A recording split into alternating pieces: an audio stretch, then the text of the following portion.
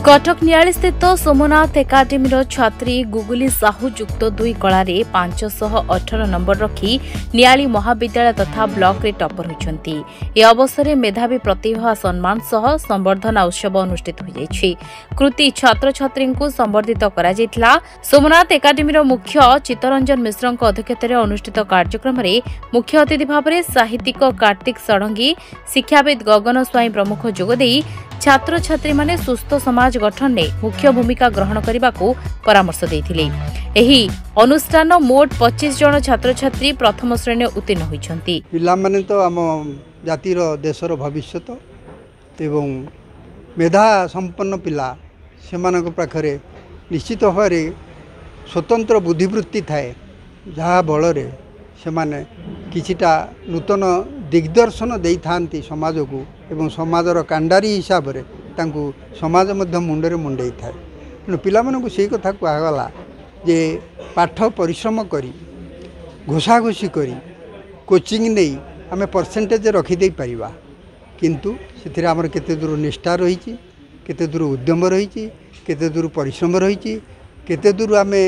पाठ पढ़ाई मनोनिवेश करिचे ता निजर अंतर्निहित कथा एवं निजे ही कहीपर।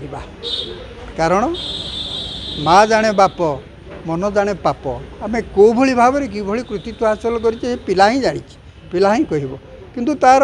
जो कृतित्व सकाशे खुशी होचे उत्साहित करुचे यह आमर एक सामाजिक कर्तव्य। कारण से होती आमर पिला समाजर अंग राष्ट्रर से नागरिक एवं युवक युवती तांको आम बहुत भरोसा अच्छी, देश युवकों भरोसा करे। तेणु जेहेतु से भल पाठ पढ़ी उत्साहित करवा आमर सर्वप्रथम कर्तव्य, यहाँ श्रेय आमर यहाँ दिजा उचित जे माने परिश्रम एक कथा करिसेंती, किंतु तांकर से मेधा को समाजर मंगल पाई सेवा अर्थ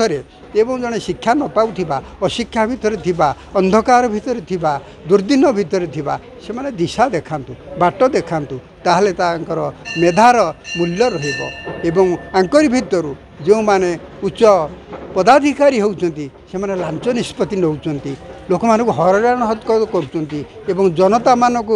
प्रभु बोली से माने निजको सब्यस्त करुचंती, बड़ दुखर कथा। तेणु तांको कहगला ये महावीर पाखे तुम भितर सत सिंहर बल आसू, तुम मैंने राष्ट्रपति आसू, तुम पाखे गोटे सोशल कमिटमेंट बा समाज पे किसी करार अच्छी बोली ये हृदबोध हो एवं तुम मेधा को सही बाटे तुम लगाओ। सर्वप्रथम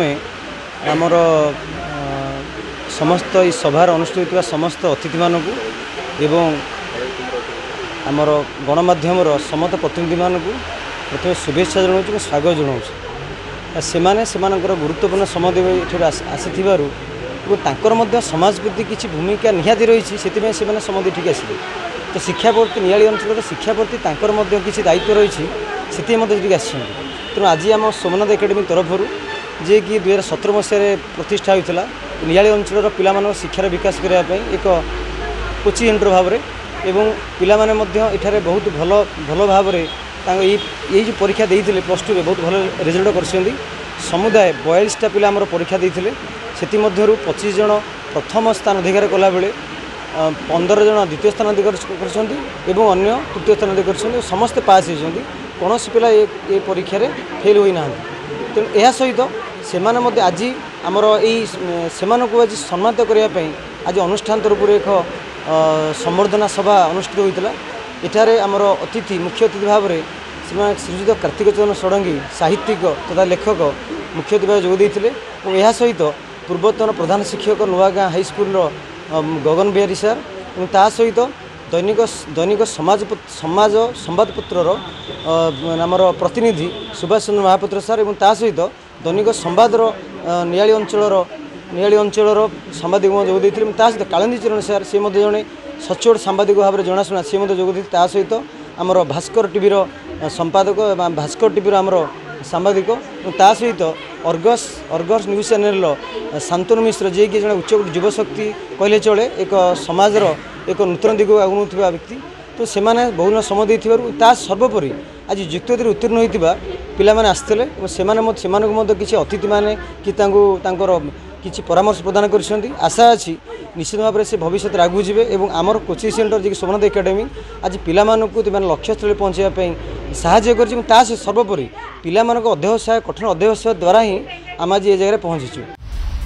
ଦିନଲିପି ଲାଇଭ୍ को एबे ही लाइक शेयर सब्सक्राइब करंतु।